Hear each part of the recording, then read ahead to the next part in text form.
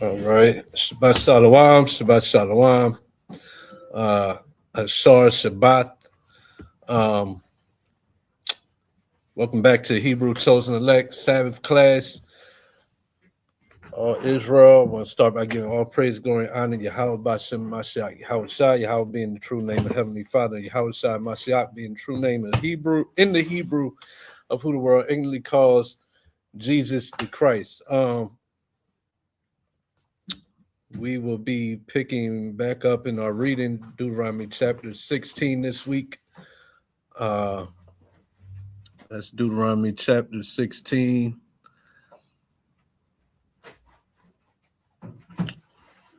However, before we get started, just a quick reminder of our upcoming feast days and new moons, which are coming up very, very shortly.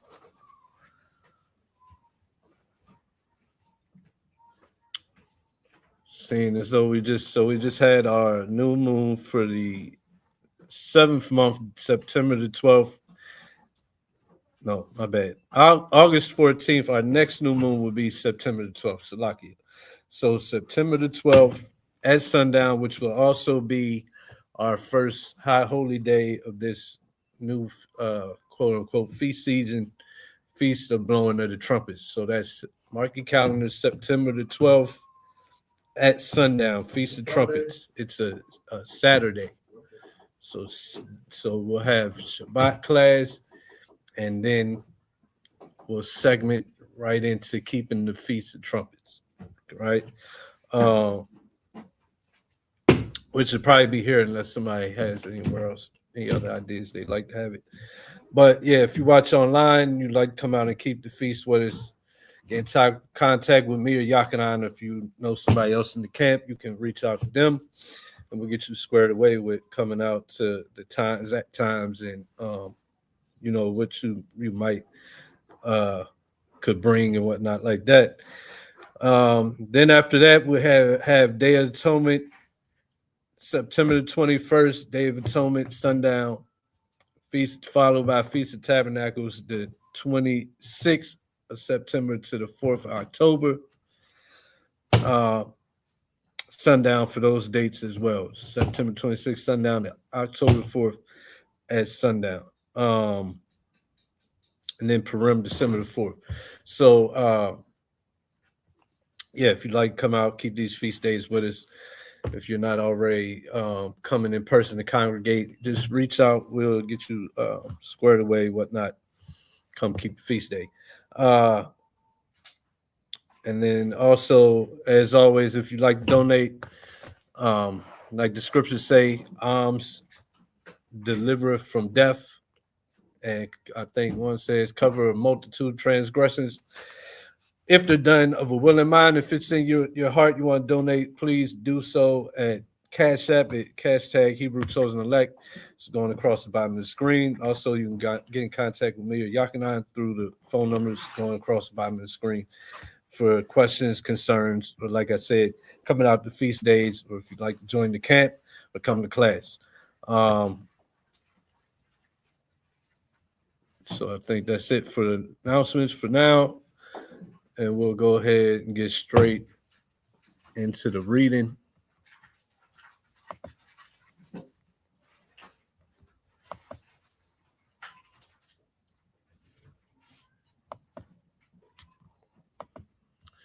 Which is Deuteronomy chapter 16, verse 1. The book of Deuteronomy, chapter 16, verse 1. Observe the month of Abib, and keep the Passover unto Yahweh thy power. For in the month of Abib, Yahweh thy power brought thee forth out of Egypt by night. Thou shalt therefore sacrifice the Passover unto Yahweh thy power of the flock and the herd, in the place which Yahweh shall choose to place his name there. Thou shalt eat no leavened bread with it. 7 days shalt thou eat unleavened bread therewith. even the bread of affliction. For thou camest forth out of the land of Egypt in haste, that thou mayest remember the day when thou camest forth out of the land of Egypt all the days of thy life. And there shall be no leavened bread seen with thee in all thy coasts 7 days. Neither shall there anything of the flesh which thou sanctifiest the first day at even remain all night until the morning. Mm-hmm. Thou mayest not sacrifice the Passover within any of thy gates, which Yahweh thy power giveth thee. But at the place which Yahweh thy power shall choose to place his name in, there thou shalt sacrifice the Passover at even, at the going down of the sun, at the season that thou camest forth out of Egypt. Mm-hmm. And thou shalt roast and eat it in the place which Yahweh thy power shall choose. And thou shalt turn in the morning and go unto thy tents. So this obviously is going into Passover. And one thing that's of notice is this really was like an overnight feast. This was like an all-night feast day. Because it was sacrificed in the evening, right? At nighttime. And then it says in the morning you go to your tent. So we was feasting from basically sundown to sun up, right? When it was done in its right form in Jerusalem. This is an all-night feast. You'll see, and you'll still today see things like that in other like countries that they'll be feasting, have the little festivals. They'll go all night, like different villages in Europe and maybe in South America and places like that, where it's a whole festival that the whole village takes part in. They might have it going down the whole center main street in Africa. Yeah, they'll be going all night. So that's how it was with Passover. So it's like the way we do it today obviously isn't keeping the law by the letter. First off, we don't sacrifice Passover because we're not in our land and we don't have a temple, even if we were, right? But we keep it as a memorial. And yeah, you'd be hard pressed to find cats that can even stay up all night. You know what I'm saying? People's tired, people old, they not used to it. You know, very few is even able to stay up all night. You know, most people they keep the feast and they in bed by 12 o'clock. Right. This is an all night thing. And then you go home in the morning back to your tents. Right. Keep going. 6 days thou shalt eat unleavened bread, and on the seventh day shall be a solemn assembly to Yahweh thy power. Thou shalt do no work therein. Mm-hmm. Verse 9. 7 weeks shalt thou number unto thee, begin to number the 7 weeks from such time as thou beginnest to put the sickle to the corn. And thou shalt keep the feast of weeks unto Yahweh thy power with a tribute of a free will offering of thine hand, which thou shalt give unto Yahweh thy power, according to Yahweh thy power hath blessed thee.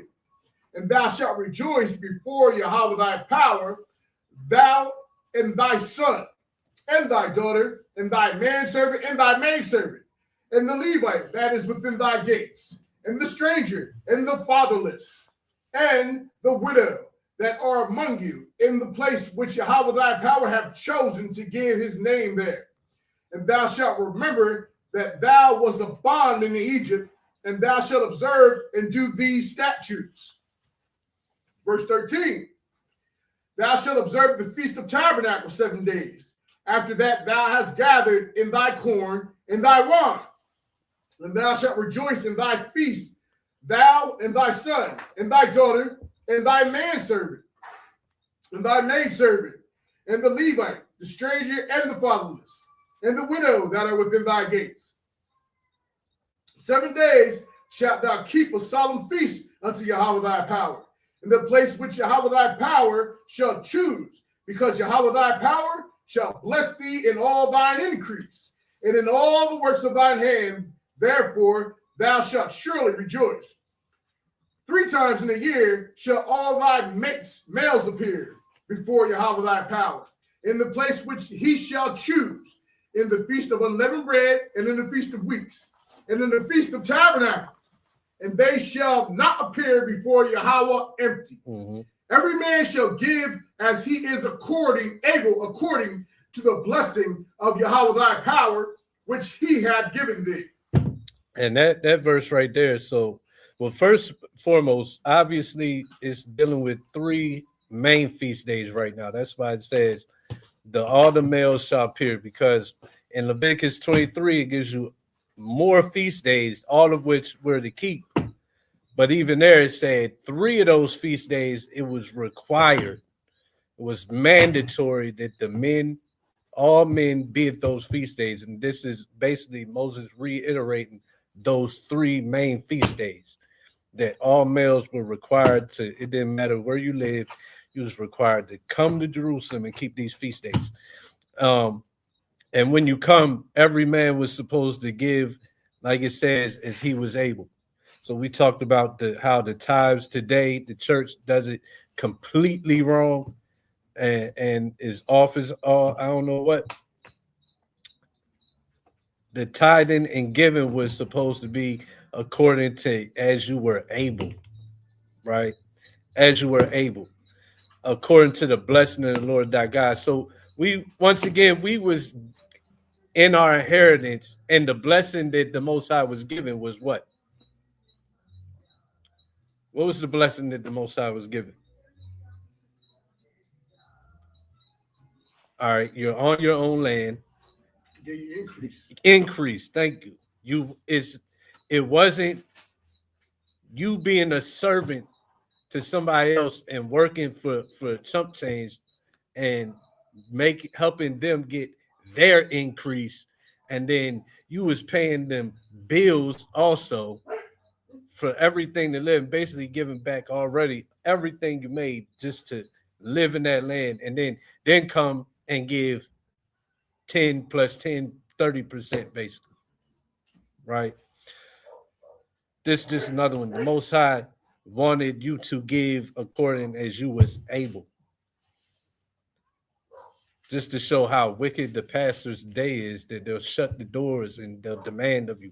Nobody's leaving till we get $10,000 today, $30,000 today. We're going to stay in here. You might as well grab a pillow, stretch out. Nobody's going nowhere till we get this money. Right? The Most High didn't require those type of things from the real servants of God. Go ahead. Verse 18. Judges and officers shall thou make thee in all thy gates, which Yahweh thy power giveth thee throughout thy tribes, and they shall judge the people with just judgment. So it was a law that, okay, y'all gonna make judges and officers throughout all your gates, right? Keep going. Thou shalt not wrest judgment. Thou shalt not respect persons, neither take a gift.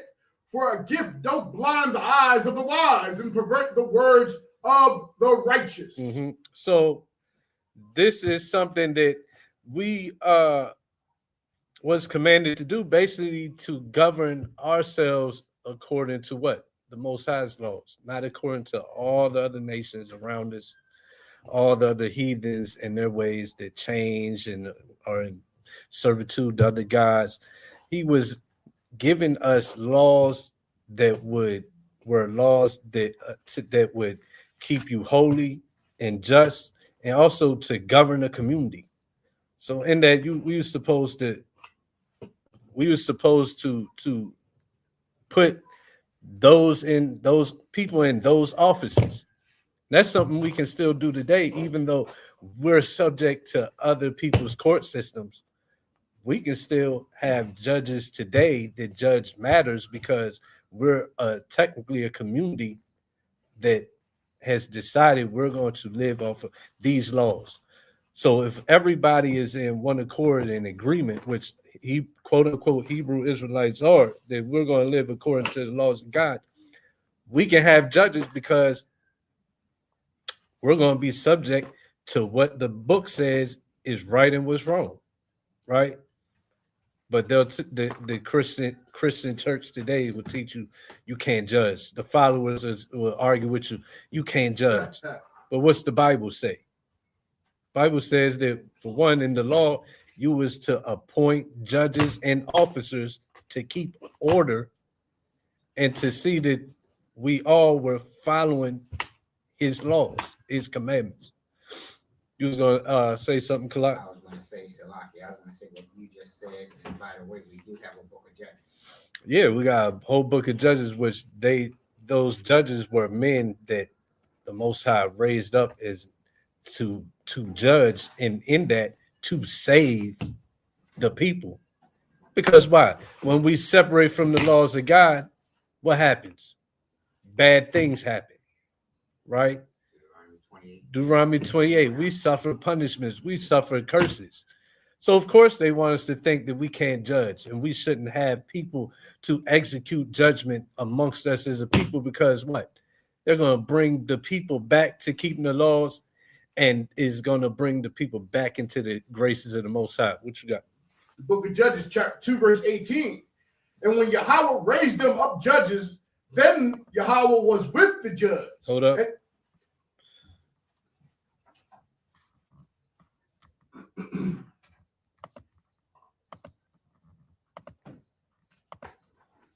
Continue. And when Yahweh raised them up judges, then Yahweh was with the judge and delivered them out of the hand of their enemies all the days of the judge. For it repented Yahweh because of their groanings, by reason of them that oppressed them and vexed them. See, our people need judges. Our people need judgment, right? Because that's what we lack. That's one of the main problems in our community, with our people as a whole. The lack of having judges, the lack of having elders, the lack of just being subject to somebody that's telling you what's right and what's wrong, and you know you're wrong. And because you're wrong, just getting in order with what's right. See, nowadays the kids don't want you to tell them nothing. Nothing. They don't even know how to be quiet and don't say nothing when you're talking to them. They don't got no clue that you're trying to give them a righteous judgment. Mm-hmm. In fact, because their parents is missing the mark or even giving them judgment, letting them do what they want to do and all type of crazy stuff. Right. Which is what? Systematic. Yeah. Because they understand that, okay, if these people have order, for one, they understand they're going to have a God protecting them. Yeah. But not just that, they understand that, let's say they didn't have a God. If they in order and they united, they're a what? They're a force. Yeah. You grieve your enemy when you teach your children, when you teach your sons, when you teach them the righteous path. Verse 19. And it came to pass when the judge was dead that they returned and corrupted themselves more than their fathers, in following other gods to serve them and to bow down to them. They ceased not from their own doings, nor from their stubborn way. And that's also why they have the understanding of the elders or the judge. Because when the judge was dead, it said what happened to people corrupted themselves more and more. So they even had that understanding in Maccabees' time, because they did what? They went to the elder, the first one that refused. And what they say? They said, because this man has such pull with his people, we're going to offer him, you ain't even got to eat it. Just pretend to eat it. Because we can have one, we can have two that's obedient to the Most High, that's obedient to their God. We just need the whole, because we understand that through counsel, they understand that if this people go off, the Lord is going to be mad at them as a people. Right? And we can show that next. Go ahead. Verse 20. And the anger of Yahweh was hot against Israel. And he said, because that this people have transgressed my covenant, which I commanded their fathers, and have not hearkened unto my voice, I also will not henceforth drive out any from before them of the nations which Joshua left when he died, that through them I may prove Israel whether they will keep the way of Yahweh to walk therein as their fathers did keep it or not.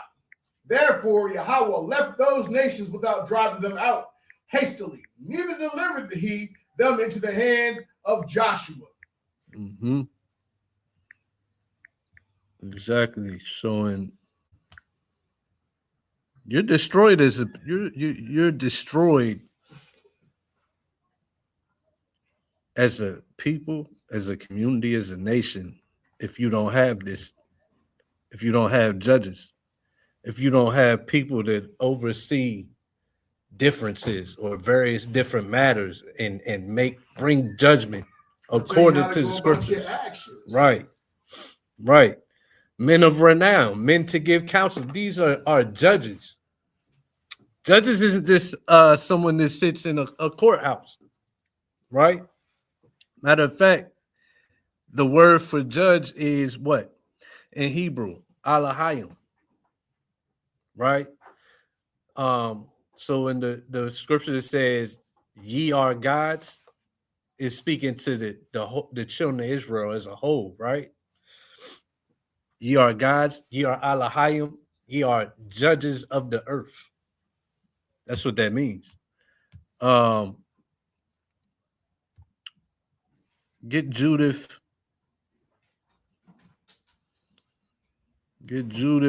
5.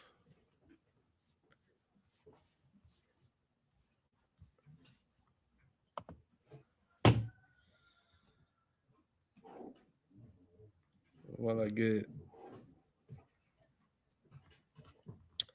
like imagine if we as a people, right, was all in one accord, in agreement with this Bible, and in agreement with running our communities according to the scriptures, right? You wouldn't have black on black crime. You wouldn't have protests pleading to municipalities for justice because an officer shot down one of our children because he may or may not have had a gun.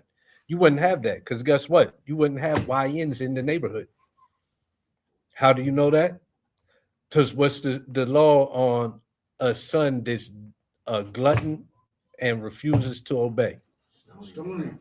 Exactly. Bring him to the elders and stone him in front of the people. So you might have that. And yeah, let's bring it up today. We're under a government where then we be going to jail. You can't do that. But what can you do? As a neighborhood, you can be in agreement. Well, everybody's in agreement. It don't matter if it's my son, your son, he got to get out of our neighborhood. And we all on one accord. You are banished.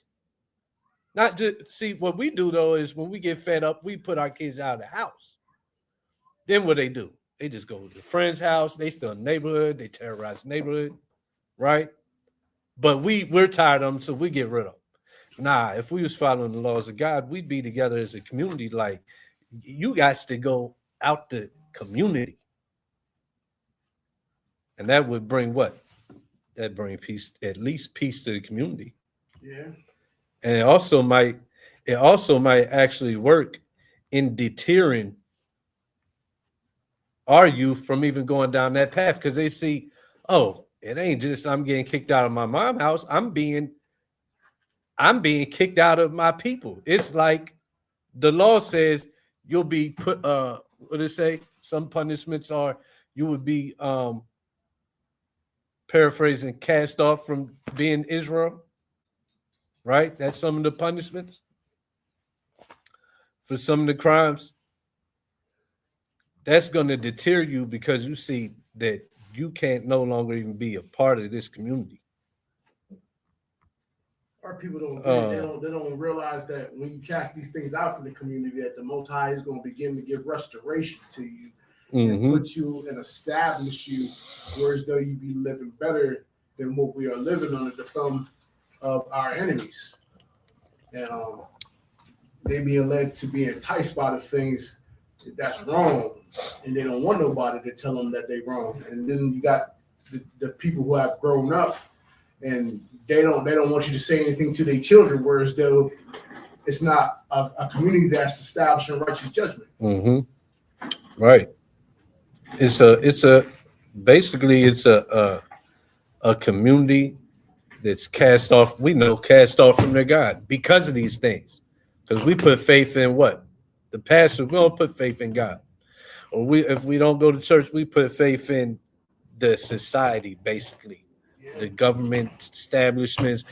Get up and vote. Who's run? If we got people who look like us is running for Senate or running for Congress, we're gonna get behind that. But it's never coming back to the laws of God because a lot of us that grew up, even though we might have smartened up and we ain't running the streets no more, what are we doing though? We going to work, but we still ain't doing shit with our lives though. We still just going to work and then coming home getting high or coming home getting drunk or just coming home and just looking for entertainment.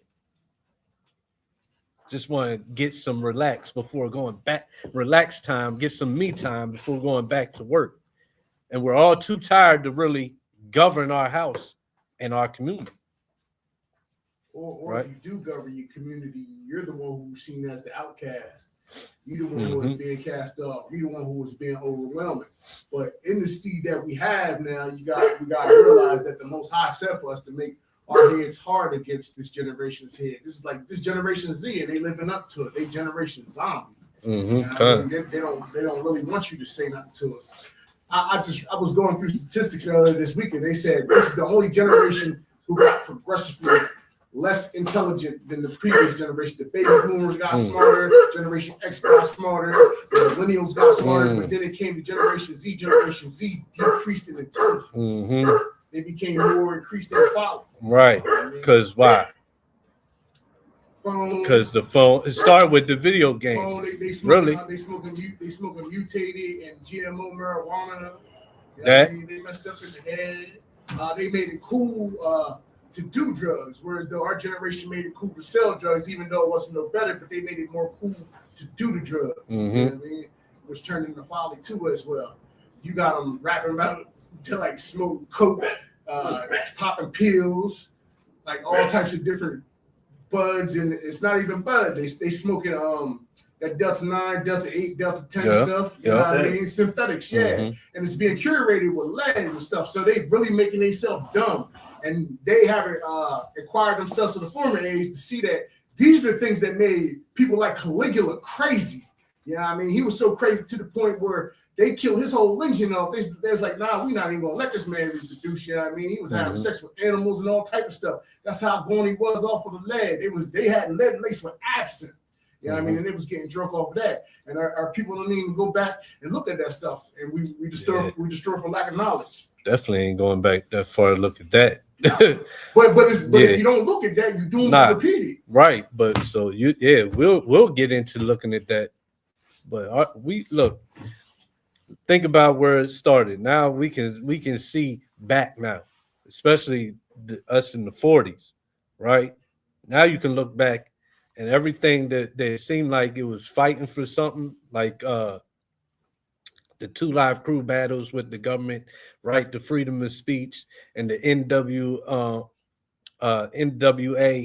that whole thing, right? And fighting the system from being silenced. We thought that was a good thing. Oh, they fighting for something, the equal rights, the right to speak. But that was what? Now we know who was pushing that forth. The small hats was in the background pushing that forth, right? Because they seen, and they seen, oh, this is little white kids, Chinese kids, whoever, they gonna listen to it, but it's in their communities, they live in it, and it's gonna make it cool to live what's destroying them already. So they already seen that, and they push that forth. Then the video games, the weed that got really pushed off of after the NWA. What came next? Snoop Dogg and Death Row, the gin and juice, the weed smoke, music, right? And then as much as we talk about drill music, that already been out, which came along with that same time frame. Yeah. And all these things, this started a ball rolling rolling and rolling. Now it's got so much momentum, and also everything has evolved, right? And then you add in the social media, all the folly being right in our hands, right? You just turn on, and then the algorithm. So once you look at one uh thing, right, that's off, now everything that they push forth to your device is going to be catered to that. Oh, he looked up K2. Now everything coming. You got gummy ads, you got weed ads, you got K2 ads, you got Delta 9 ads, all that follies coming directly to you, right? And then with the video games, it started out, I don't know, like Sonic, right? Mario, Pac-Man, NBA Live, and then that evolved into what? Grand Theft Autos. Your Grand Theft Autos. And now Call of Duty. yeah, now you're sitting in the room, you high as I don't know what, and you just zoned out to Call of Duty or Grand Theft Auto where you just going around killing, right? And there's no consequence for it. And now what do you see? 15-year-olds, 13-year-olds, 17-year-olds that's out there killing like there ain't no consequence to it, right? And then what we had in the 2000s, we got your Camerons going on national TV saying, nah, the hell with my me being a role model. It's on the parents. It's on the parents. Right? But it ain't just that. The Bible says to eat this roll. Because what? Because the knowledge that you take in, the same way the food feeds your physical flesh, any knowledge you take in is feeding your soul, is feeding your spirit. So for generations, we've been feeding our they've been feeding, pushing it to us, and we've been eating it up. We've been eating food to destroy our souls and our spirit. Right? They understand this. Judah 5:19 down. Yeah. Or 20.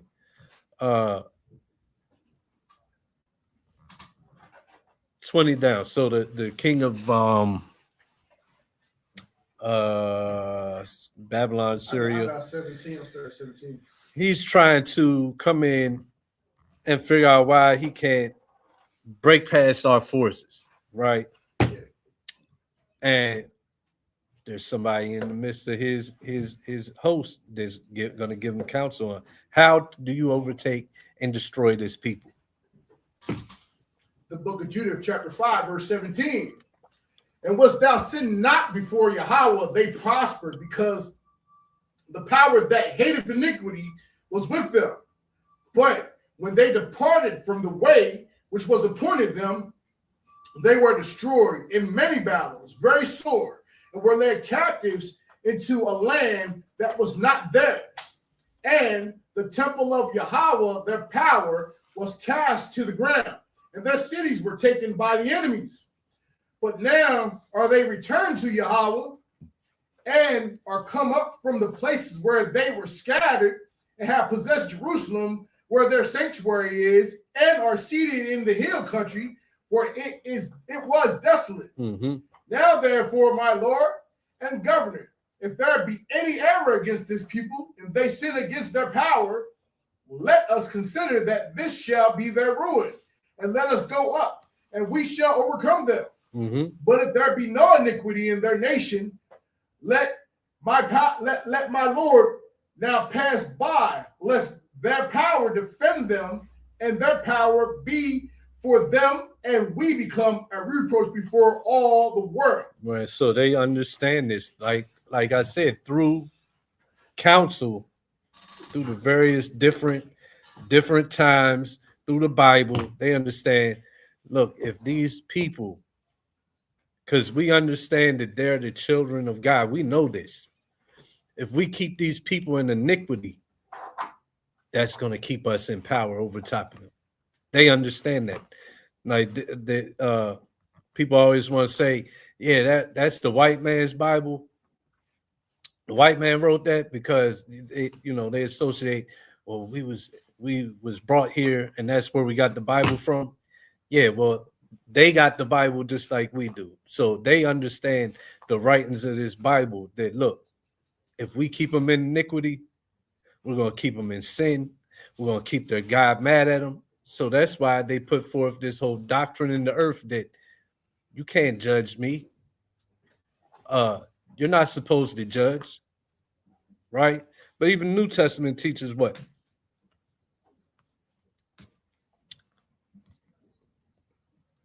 Even New Testament teaches that we can judge. Matthew or John 7:38 or 24. Even New Testament teaches that we can and should judge. And that's exactly what we need. We need judges because the whole reason white cops can go in black neighborhoods and shoot you in the back is because we're not in accordance with our God, right? Because the whole reason is because you can't tell me, only God can judge me. Yeah, that's the problem. God is judging not just you though. God is judging us. Go ahead. John 7:28. 24. John 7:24. Judge not according to the appearance, Mm-hmm. but judge righteous judgment. Yeah, so right, judge not according to appearance. Because things can look off on surface level. Don't judge according to that, but do judge. Righteous judgment meaning making inquisition, right? Questioning the people involved, questioning people around the situation, might know something, have seen something. Um, this is a commandment to judge righteous judgment. That's not don't judge at all. So the problem with judge not lest she be judged is you giving unrighteous judgment, right? Um, or you judging off of things that you have a problem with yourself, because then you can be judged on that, right? Um,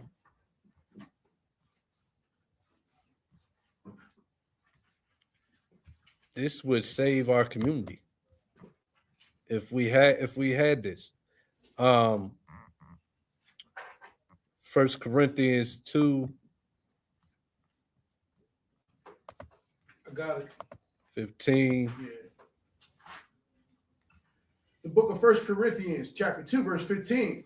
But he that is spiritual judges all things. Now, real quick. So one of the big arguments with Christians all the time is, um, you know, that's the letter of the law, or that's carnal. We supposed to be spiritual. Um, dang, what did Brother James say one time? He said, something crazy. He said, yeah, I don't follow the law, but my spirit does, or something like that. Don't even make sense. Because if you physically ain't keeping the law, then you spiritually ain't keeping the law. That makes zero sense at all, right? But either way, that's always like something thrown in there. It's about being spiritual. Christians always talk about being spiritual. Well, this is going on the matter of he that is spiritual. You talk about being spiritual. He that is spiritual does what? Judges all things. He that is spiritual judgeth all things. Go ahead. Yet he himself is judged of no man. Now, why is he judged of no man? Because he believes in judgment. Yeah, he practices what he preaches. Matter of fact, he doesn't do away with the Old Testament, right? With the Torah.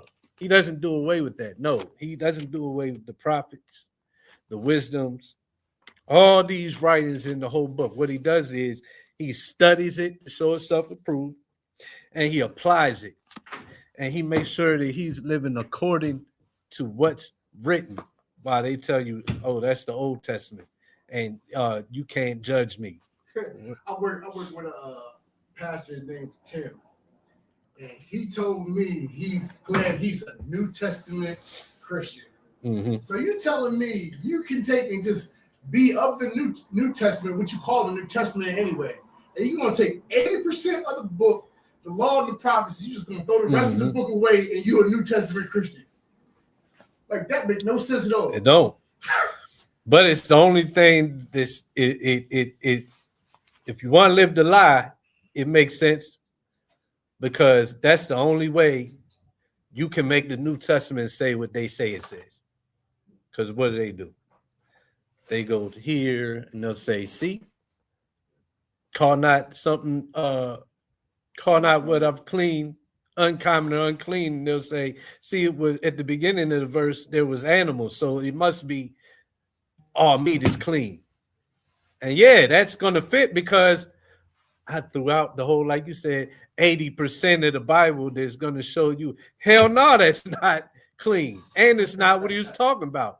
Because in that 80% is where it says, yeah, you are like a beast because you went off from me. I treated you like a beast and you're dirty. And in the future, I'm going to come back and I'm going to cleanse you by you changing your ways. Yeah, so you throw out that 80% and now you can make Acts 10 and other scriptures mean what you wanted to mean. Right? So, Mm-hmm. and again, when we're looking at the New Testament is writings of the scriptures. So if we're going with New Testament only, then how do you reprove the New Testament? What Paul said, what Timmy said. Where did you get the reproof? Yeah, you that's go back to scriptures, which is the Old Testament, not the writings of the Old Testament. Even Christ, when he's speaking, he's opening up the book on the Sabbath day and he's teaching from Isaiah. Mm-hmm. He's quoting the Lord's Prayer from Sirach. He's quoting these things that come from the Old Testament and the Apocrypha. And then you got people who totally remove it. They're trying to tell you what's canon and what's not canon and what you shouldn't be speaking because it's in the Old Testament, which makes no sense. When it says no man has no authority to add to or take from it. So in the New Testament alone, everybody can freestyle. Everybody can freestyle. And even another one. Talk about Christ. Christ told the one brother that the greatest commandments: love God with all your heart, love your brother as yourself. But in the law, it tells you love your brother as yourself. You'll reprove him and not suffer sin upon him. Right? Yeah, that's what where he got it from. That's the understanding. That's what it means. But if you get rid of all that and you put forth a doctrine you can't judge, you erase all that. But you have to be a judge to keep that law. You have to be a judge amongst your brethren, amongst your people, amongst your family, whoever. You have to be a judge in order to show them love. There's no way around it. And to be spiritual. To be spiritual, you have to judge all things, including yourself, and you'll be judged of no man, right? Read verse 16. Verse 16. For who have known the mind of Yahweh that he may instruct him? Mm-hmm. But we have the mind of Hamashiach. Why they try to change why they try to change what God said? I'm glad I'm a New Testament Christian. It says, who have known the mind of the Lord that we may instruct him? How you instructing the Most High?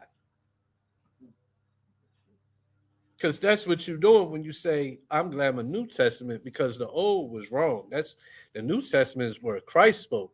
The old is where God spoke. And God don't know what he's talking about. Right? But it says, we have the mind of Christ. It says, but we have the mind of Christ. Meaning what? We judge all things. We have the mind of Christ. Right? And that's what the Christians say, right?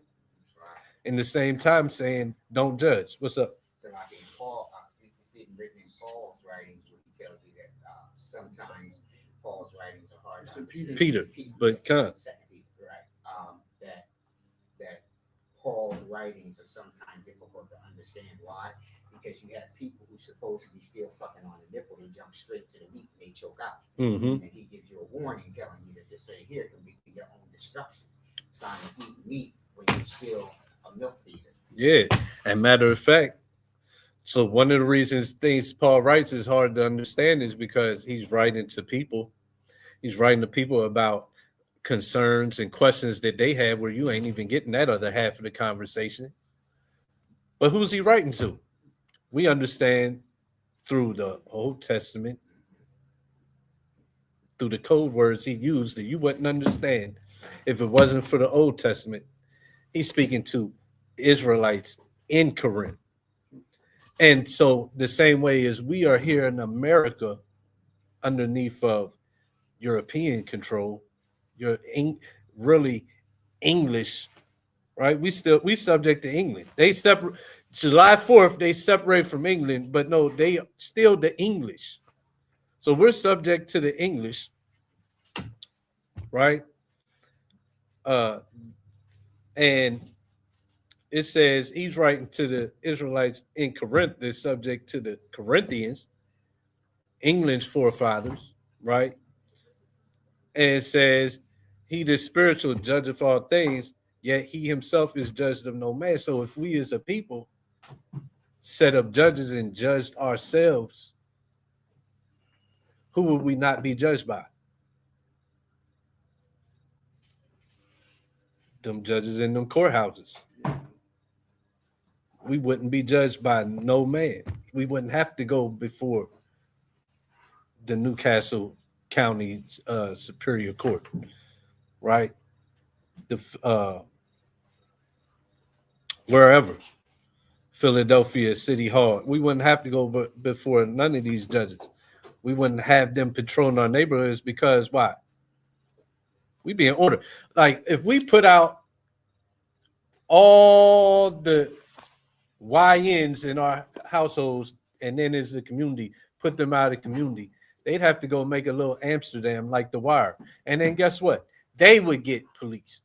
The police would be going to little Amsterdam, whatever little abandoned street, wherever they go have a YN tent city underneath a bridge somewhere, right? The police would come through there and police that. We wouldn't have to see them at all, right? If we judged ourselves as a community, if we came back to the laws of God chiefly, right? Let's go to same book, chapter 5.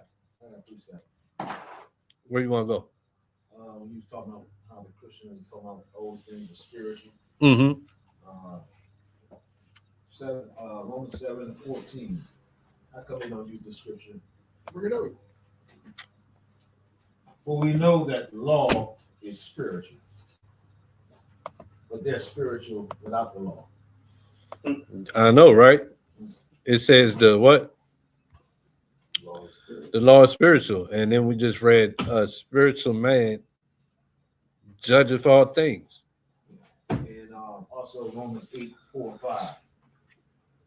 That the righteousness of the law might be fulfilled in us who walk not after the flesh, but after the spirit.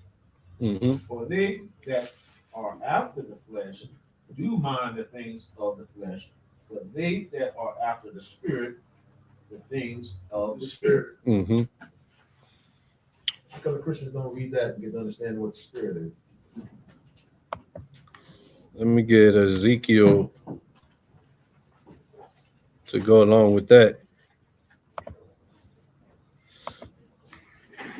I don't really understand the Christian spirit.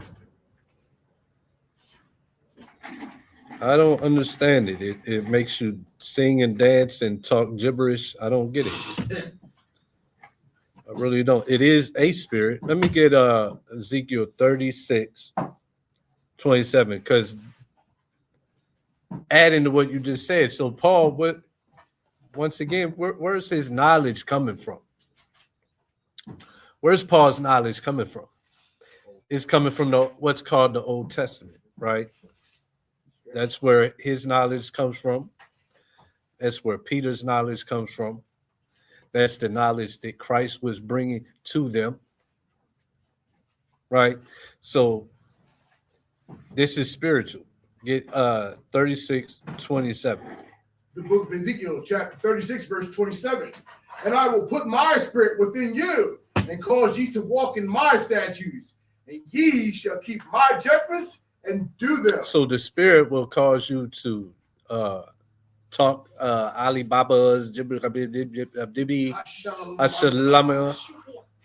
No, the spirit, that's not what the spirit does. The spirit will cause you to walk in the statutes, which is law. the laws, and keep my judgments and do them. That's what being spiritual is. Right? That's the spiritual that Paul's talking about. That's what the Holy Spirit, because he has his spirit, and then you have the spirit of Satan. All that Alibaba, Ashalamama, that's the spirit of Satan. You said the Alibaba. Yeah. Yeah, the Alibaba, the Holy Spirit is a spirit, for one, of wisdom. Right? It's a spirit of, let's get that real quick. Wisdom of Solomon. Wisdom of Solomon. Let's do 7 and we'll do chapter 1 too, but 7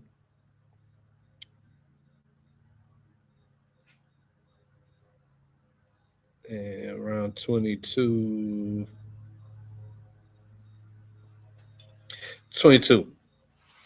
Wisdom of Solomon, chapter 7, 22. For wisdom, which is the worker of all things, taught me. So wisdom teaches you. If anybody here ever learned anything from a pastor being mid-sentence and stopping and talking about and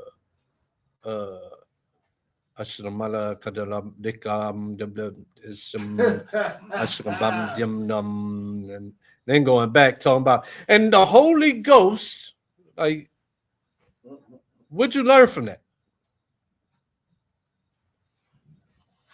Wisdom is the worker of all things. Go ahead. For in her is an understanding, the spirit holy. So the Holy Spirit is the spirit of wisdom, right? And it's an understanding spirit.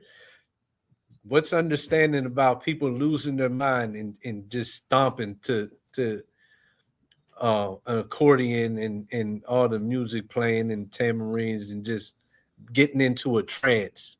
Nothing, especially the person who mumbled that stuff don't even understand what they said themselves. Exactly. I always ask the question. It's a spirit. It ain't holy though. Yeah, I said, what do you get out after this over? When you go home, what did you get out of it? I feel good. Felt good. I feel rejuvenated. That's because you got your blood flowing. That's all that is. You basically went to jazzercise. So they feel the same way when they come up out of there. They feel rejuvenated. They feel touched. Nothing. Your finances changed. Your situation got better. When their finances changed, it decreased. Yeah. Yeah. And when it does change, out of, circumstance, they become even more deceived because they like, oh, it's because I gave $1,000 last month. Pastor was right. It is my season. What you get? Mm-mm. Name it. Tell me so I can know the secret. Keep going. 22. For wisdom, which is the worker of all things, taught me. For in her is an understanding spirit holy, one only, manifold, subtle, lively, clear, undefiled, plain, not subject to hurt, loving the thing that is good, quick, which cannot be lettered, ready to do good, kind to man, steadfast, sure, free from care, having all power, overseeing all things, and going through all understanding, pure and most subtile spirits. Mhm. For wisdom is more moving than any motion. She passeth and goeth through all things by reason of her pureness. Right. For she is the breath of the power of Yahweh, and a pure influence flowing from the glory of the Almighty. Therefore can no defiled thing fall into her. For she is brightness of the everlasting light, the unspotted mirror of the power of Yahweh, and the image of his goodness. And being but one, she can do all things. And remaining in herself, she maketh all things new. And in all ages entering into holy souls, she maketh them friends of Yahweh and prophets. For Yahweh loveth none but him that dwelleth with wisdom. For she is more beautiful than the sun, and above all the order of stars. Being compared with the light, she is found before it. For after this cometh night, but vice shall not prevail against wisdom. Mhm. So it's wisdom, is the Holy Spirit. Huh. And he this spiritual judgeth all matters according to what? The wisdom of God. Right? They want us to remain in vice. That's why they teach us that you can't judge. That's why they bring these doctrines forth to keep us in sin, because that keeps us in vice. Right? What wisdom are we invested in as a people? No jumper, right? Foolishness, gang wisdom, loving hip hop wisdom, NBA dumb boy wisdom, Pooh Shiesty, Drink Champs. Drink Champs is a good one. He gets on there, he interviews all them cats, and he says, and they really act like it's wisdom being brought forth. You got what's that one with Gilly and Wallow, $1 million worth of game. That's the wisdom of the world, but that's what we give ourselves into acquiring the wisdom of street knowledge, of foolishness, right? Well, true street knowledge is knowing how not to get dragged into the folly of the streets. You know what I mean? Some people will say that it's being involved with the folly, but it involves you not being dragged into it. Mm-hmm. That's the true wisdom. And it'd be the trick bag of it. And I don't know if maybe they don't realize it, but once again, who is really in control of what becomes popular and really gets pushed forth? Small hats, right? Yeah. So you got more foolish wisdom. You got something that's becoming popular now is interviews with former people locked up doing time. They got one called Lockdown, Ian Big. And anyway, and one big name in that whole thing is cat to be like Tales from a Crypt. Oh, OG Percy. Y'all heard him, right? Right? No, that's the Booty Hunter is Fleece Johnson. But no, OG Percy, he I know you're talking about. Yeah, he wasn't a booty guy. Situation. He wasn't a booty guy, but and there's others too, but they get on there and they dropping knowledge about when you come in prison and what it stays like, and they always throw in how I'm not glorifying. We're bringing forth these stories with hopes that it'll deter the youth, but nah, these interviews make it actually sound more like it's cool and not a big deal. So whether they realize it or not, the small hats know it. That's why it gets pushed forth like it does. Because the small hats know, yeah, they might think that they're deterring the youth, but these interviews are actually going to help us keep pushing forth, keeping these people in sin. Right? And one of the things they always talk about, once again, more folly wisdom, fake wisdom that's not wisdom. They always push forth the politics of the prison. or on No Jumper, you'll see the politics of gang culture, right? And how they judge matters, which is judged off of what? It's judged off of hypocrisy. It's judged off of wickedness. It's judged off of um, variance with people that's your own people. That's what gang politics Yeah, and most of the jail time, the politics people in is. these gangs, they 9 times out of 10, they get killed by people in their same gang. Exactly. They get killed by people in the same gang, right? And it might be because somebody decided that they finally wised up and I shouldn't be going this route and left, or it might be because they might have told on something. It could be somebody It just could trying be- to take your seat. It could be that. You know what I mean? Or and like in the case of Pop Smoke, he was a Crip and he went out there and he didn't check in with the Crips out there. So they just like, we're gonna check this nigga. They came and they hold the whole house hostage and they killed him while he was in the shower. Because he ain't check in. And it's all fake BS, right? It's all bullshit. He didn't check in. That's why we need the laws of God. Because it might be that he told on somebody. The law says what? What's the law say about telling? Don't tell, bro. It says don't tell bearer. It also says judge righteously, which means if you're doing the same thing, that you could equate that to don't go telling on somebody else. Like it doesn't okay you selling dope and to get out of you getting in trouble, you tell next man. But what's it say about if you're questioning in a matter? You supposed to go to him and him alone? No, and if then you're I questioning in talk a to matter. No, question. The law says you ain't supposed to give a false report. Yeah. Paraphrasing. The law says that you're supposed to give your witness honestly. Yeah. That's called snitching in gang culture in the black people, period. That's called snitching.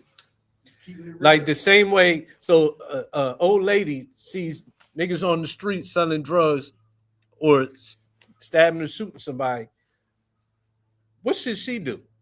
Report it. That's what she should do. She gonna do it. But she's also going to get then these no good niggas might put a hit on her because she's a snitch. That's stupid. Yeah.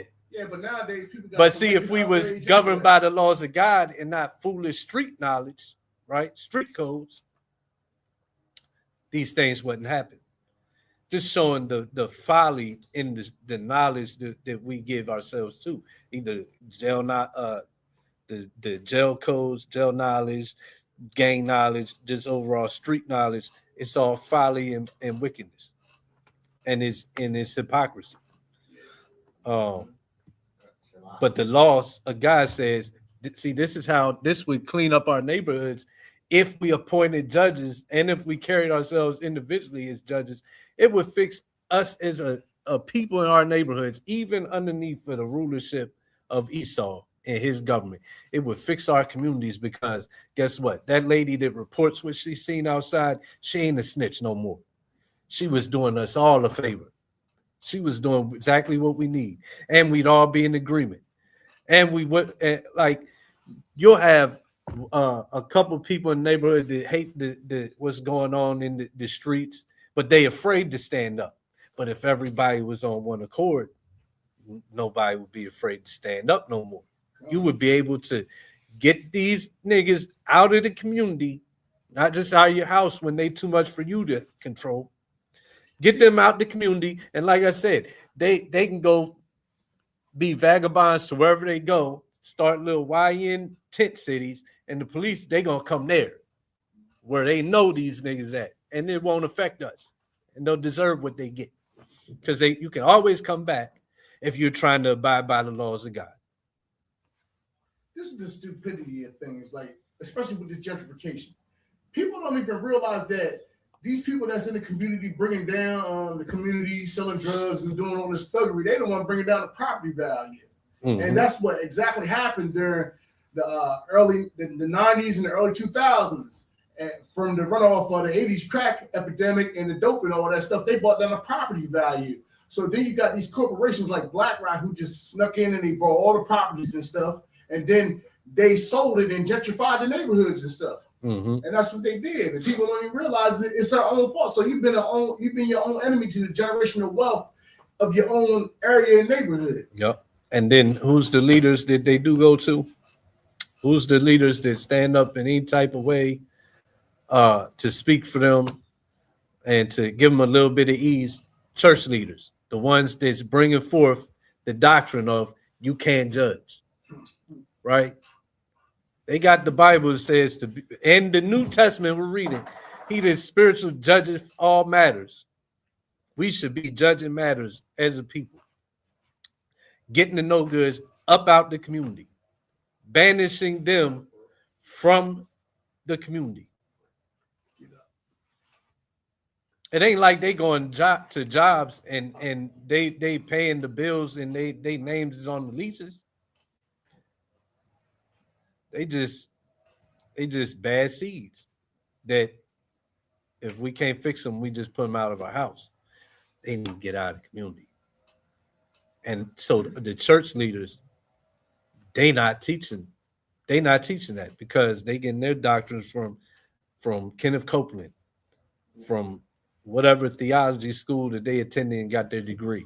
They taught them how to what? How to get money, how to open a business, call it a church, right? Let's get 1 Corinthians 5:12. We can't leave out the system that's set up though. Yeah. That they designed to trap the community in that type of behavior. Mm-hmm. You see what I'm saying? Because we know that the drugs don't get here from us. Mm-hmm. Yeah, we do know this. You know what I'm saying? I mean, like we got to remember that part of it too. And Yeah. even the guns. Like, remember the white boys that got caught over East Mhm. Side selling them guns and they killed them. mm-hmm. You know what I'm saying? They bringing guns to the hood, thinking they Gary sell some guns to niggas. Right, Niggas robbed them and killed them. right. That was a small point and piece of how the guns be getting in the hood. Mm-hmm. And I think I did mention it though. Like it's definitely systematic. Yeah. So It's why do designed like they that. do that? Because they have the understanding. Like we can stay on top if we keep them destroyed. They understand it in a carnal way, like with this bringing in the guns and drugs, and they understand in that spiritual way, keep them in sin. So it all plays together, the system, how it's set up, which is why this Bible is the fix. We know that, but our people don't know it. And it's literally the fix. And one of the main things is this whole idea with you can't judge. Like this is a Christian theology, a Christian belief. Like all of our family members that or friends that's Christians or ain't no religion, but the only place they've gotten any knowledge of Bible from is a Christian. What do they all say? You can't judge me. Like you go out and teach the Bible. One of the things people come and get mad about is you can't judge us. You're judging. No, we're just teaching, but the Bible does say that judging is needed. Yeah, you're right. I can't judge you to hell. Right. That's it. Uh-huh. I can't make a judgment on your soul. Condemn. Yeah, Mhm. I can't do that. That's Yeah. what God does. Mhm. I can't judge your behavior.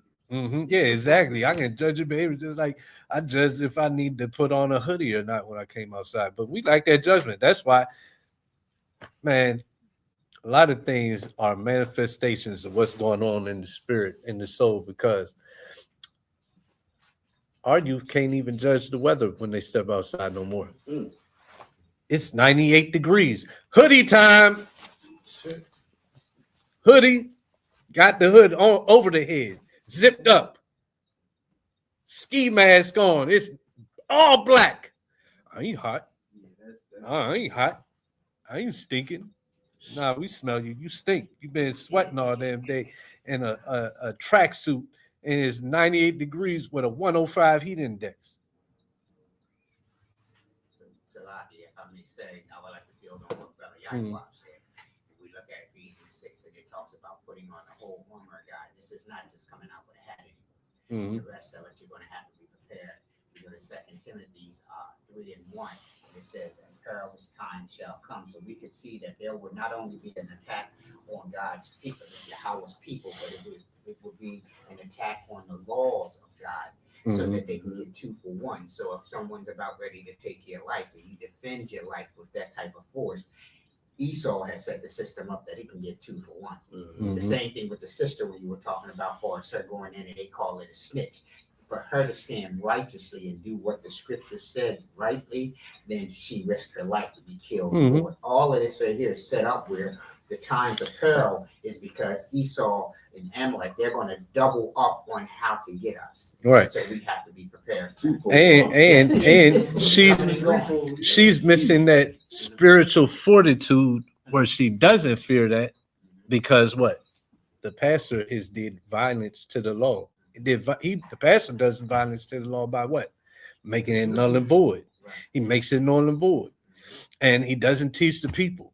And now she's afraid. But if she had that spiritual fortitude, she'd be ready to stand bold, because the Lord gonna protect me. And the Lord said do it. But now we think, don't do it.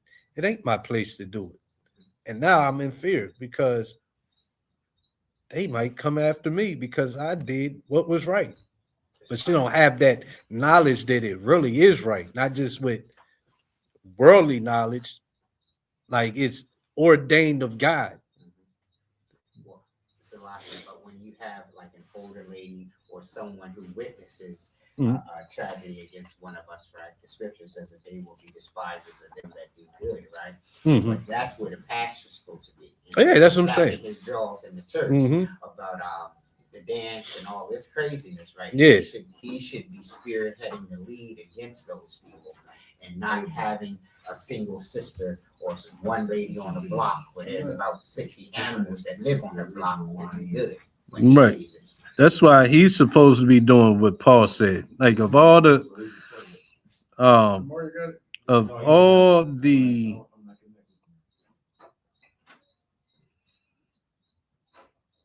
You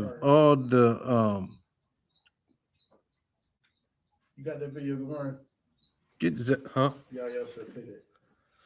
Well, I will in a second. I don't know if I can check it on computer, but get Zephaniah 3 and 4. He's supposed to be establishing the law, right? All they ever talk is Paul this, Paul that. Paul said you're supposed to establish the law, but instead, that started 3. Matter of fact, 3 and 1. Zephaniah 3:1. Woe to her that is filthy and polluted to oppressing the city. The oppressing city, right? To the oppressing city. Salah. She obeys not the voice. She receives not correction. She trusts not in Yahweh. She drew not near to her Yahweh, her power. Her princes within her are roaring lions. Her judges are evening wolves. They gnaw not the bone till the morrow. Because the pastors are what? Ravenous wolves. The pastors are ravenous wolves. That's the princes and the judges are your leaders, and they're roaring lions. They talk a lot. They shout a lot. They protest a lot, right? They give all these great sermons that move the people, but they're really evening wolves, right? Keep going. Her prophets are light and treacherous persons. Her priests have polluted the sanctuary. They have done violence to the law. Right. So they've done violence to the law. The law's done away with. You're not to judge. Matthew says, judge not. Right? We need judges. We need the law.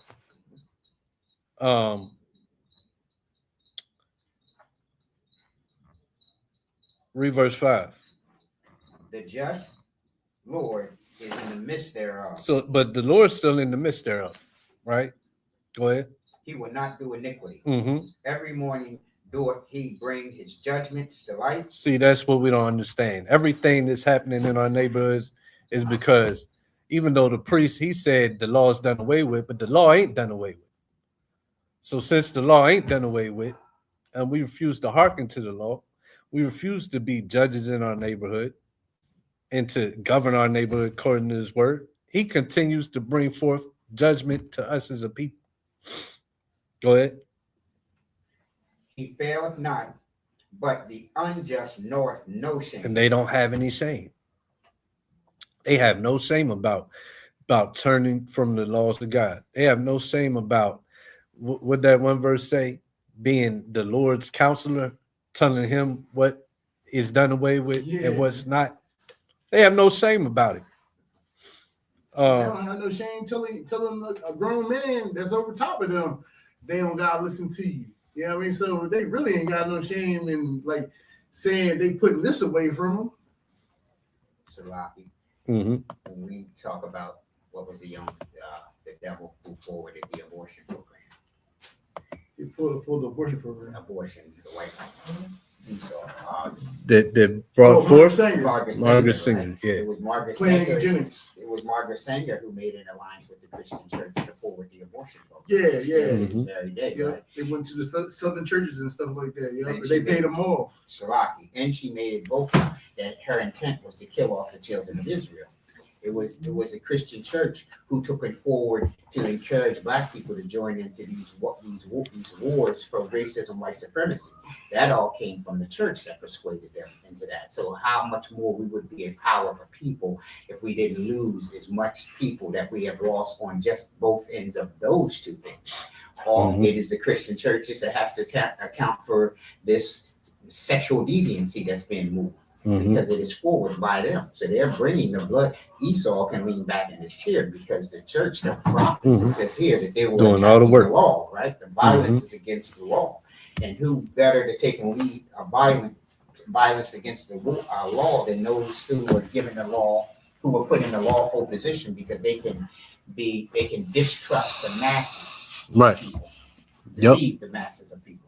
Yeah, they're doing all the work. Like you said, Esau can sit back. Because we're missing the judgment. We're missing the laws. That's the main problem. That's always been the problem. That's what the curses are. Right? Pieces of silver. Exactly.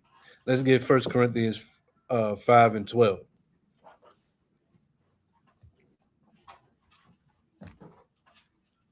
Because this should be Christian doctrine. You should be getting this fed to you every Sunday, but they're not. They're getting the song and dance. They're getting some of the Paul, but bring forth what Paul really said. Somebody go ahead and read that. 1 Corinthians 5 and 12. Uh-huh. For what have I to do? Matter of fact, let's go verse 9. Verse 9. Because 5 and 9. I wrote unto you an epistle not to company with fornicators, yet not altogether with fornicators of this world, or with the covetous or extortioners or idolaters, for then must ye need go out of the world. And if you bring these things out to your people, what happens? They ain't trying to hear it. They ain't trying to hear it, and they telling you can't judge. They telling you can't judge me. You can't judge me. It says not to keep company with them. So I have to judge something. Right? Keep going. But now I have written unto you not to keep company. If any man that is called a brother be a fornicator or covetous. Well, real quick. So being called a brother meaning what? So now we're talking about, we Christians. Right? We got Christ. So now that's the whole thing. Ain't no judging. We Christians.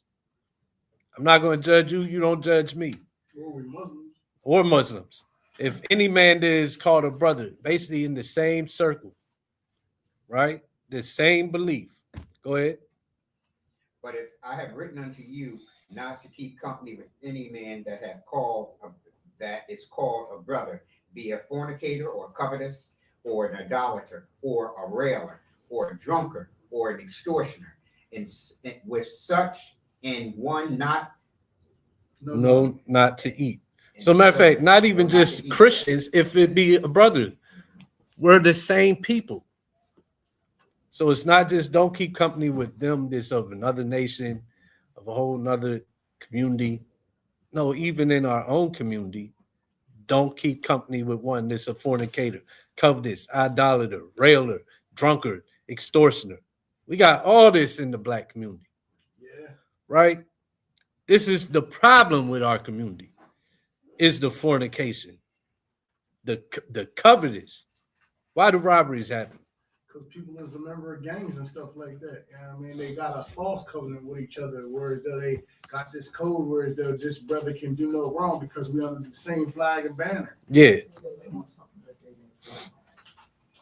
What about covetous? Like why do robberies happen in our neighborhood? Because people jealous of what the next man. And they're covetous. Yeah.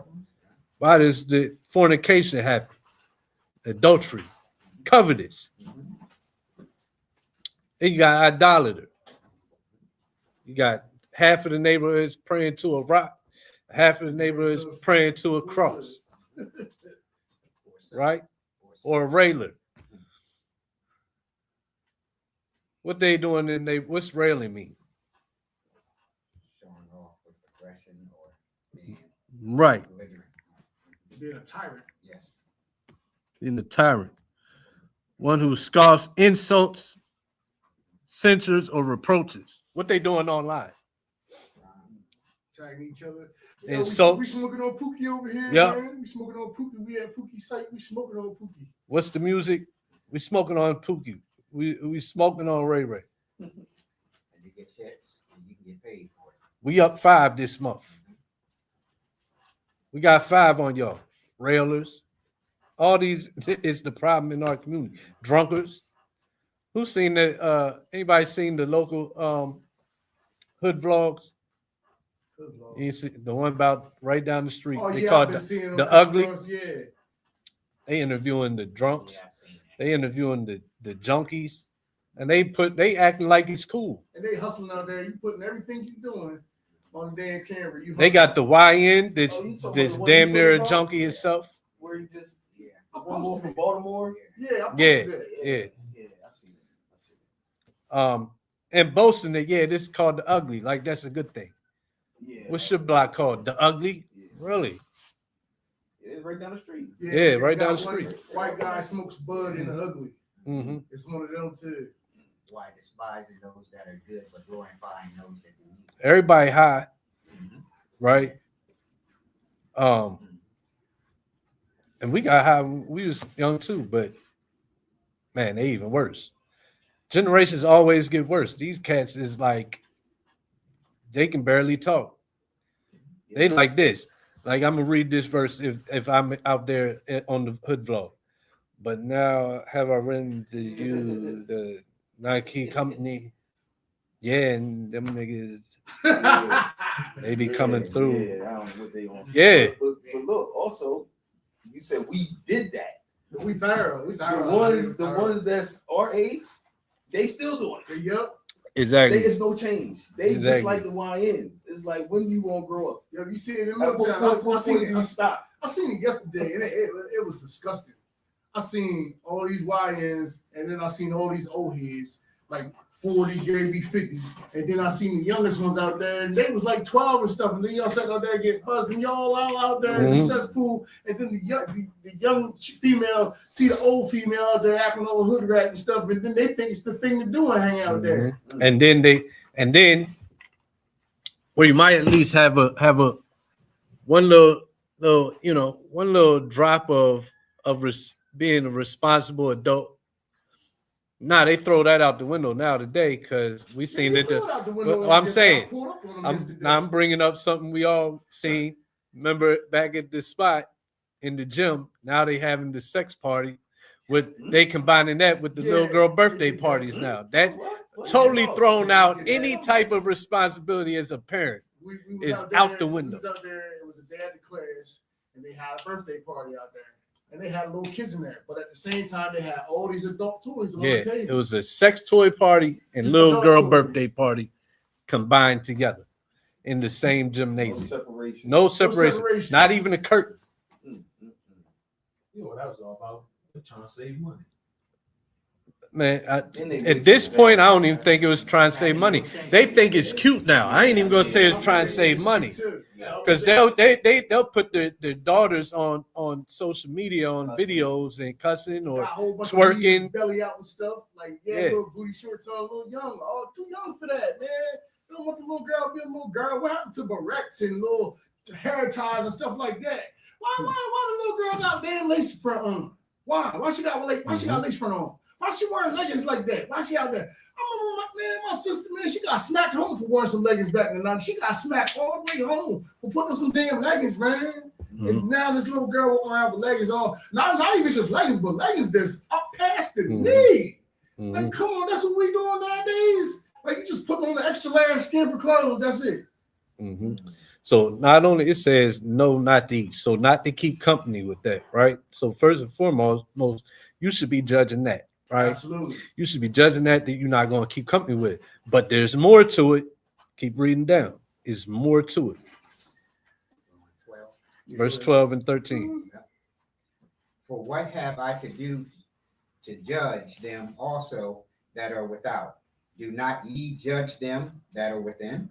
But them that are without Yahweh judgeth. Therefore, put away from amongst yourselves that wicked person. So we talking about our communities. So those in other communities, we don't give a damn what they doing in Chinatown.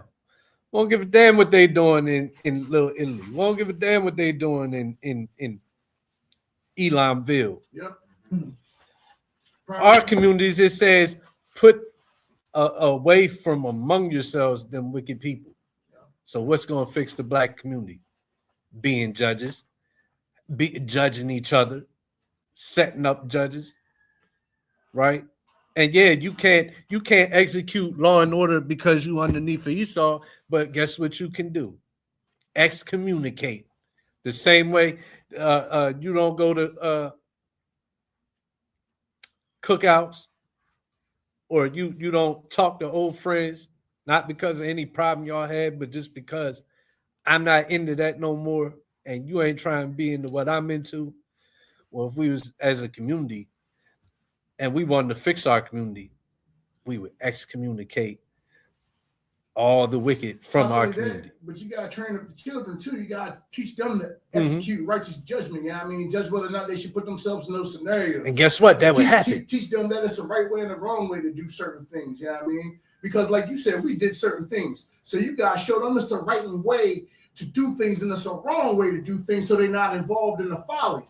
So people ain't your friends just for occasion to do certain things, you know? So you gotta teach them, look, yo, man, we're gonna walk this path and let them walk that path over there. And they trying to be seen of men. Don't be seen of men with them. And guess what? If we separated the wicked, raising them, that bad influence wouldn't be there no more. Absolutely. It'd be like a rotten tooth. Yep. Get rid of it. Get rid of it. Now the other teeth is good. That rot ain't spreading to the other teeth. But they talking about don't judge. So let's go back to the law. That was the end of it. That's the end of that verse. Okay. I want to go to another one, but I just want to read the law again. You want that same verse? Verse 18, Deuteronomy. Yeah. Okay. Deuteronomy 16:18. Judges and officers should not make thee in all thy gates, which Yahweh thy power giveth thee throughout thy tribes, and they shall judge the people with just judgment. Go ahead. Thou shalt not rush judgment. Thou shalt not respect persons, neither take a gift. For a gift don't blind the eyes of the wise to pervert the words of the righteous. So judgment ain't changing based off if I like you or not. That's right. Or oh, you hooked me out, my lights is off. You threw me $100 towards my light bill, or you just just in general, you always come in and throwing me something. You come in, you come and bring me bottles of liquor. Like, here, had that. I had a little bit. I ain't want it. Or you just always coming and doing favors. So now I'm a rush judgment. Nah. Ain't no friends in judgment. That's basically to get down, or even take a gift. Some people straight up do bribes. None of that. None of that is allowed. Right? Verse 20. Verse 20. That which is altogether just shalt thou follow, that thou mayest live and inherit the land which Yahweh thy power giveth thee. So, and at the end, so it's going to fix our communities where we're at, but then also it's the path to getting back to the land. It's the path to getting back to our land, not even being in a land subject to another nation, right? Real quick, Titus 1 and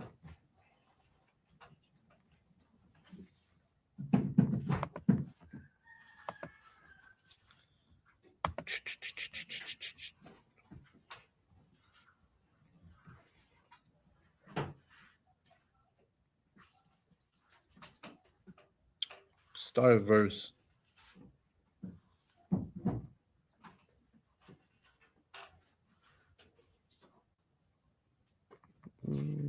9 to 13. The book of Titus, chapter 1, verse 9. Holding fast the faithful word as he had been taught, that he may be able by sound doctrine both to exhort and to convince the gainsayers. Mm-hmm. For they are many unruly and vain talkers and deceivers, especially they of the circumcision. Mm-hmm. And that's what we got amongst our people. And regular people, pastors, the leaders, unruly. We either got unruly or just vain talkers. They ain't never really talking about nothing that's going to benefit us. And then the deceivers got your pastors, obviously, that's deceiving the people, especially of the circumcision, which is what? The Jews, your so-called blacks, right? Keep going. Whose mouths must be stopped, who subvert whole houses, teaching things which they ought not, for filthy lucre. Mm-hmm. For filthy lucre's sake. We ain't gonna get money off of teaching these people to be judges. One day they're gonna start judging us. That's another reason that doctrine is pushed. Because if I teach my followers that they need to be judges of matters and to judge righteous judgment, they're gonna start looking at me, looking at my actions. So they don't want that. All for filthy lucre's sake, because it's about money for them. Go ahead. One of themselves, even a prophet of their own, said, the Cretans are always liars, evil beasts, slow bellies. Mm-hmm. This witness is true, wherefore rebuke them sharply, that they may be sound in the faith. So it says rebuke them sharply. What do you got to do to be rebuking somebody? Yeah, keep constantly putting them in check, repetitive. Yeah, but what do you first have to be doing? You have to be judging. You judging them. You if you're rebuking, you're judging. Yeah. And it says rebuke them sharply. And guess what? Because Christians always cry about you can't judge me, right? Because they feel like, oh, you're condemning me.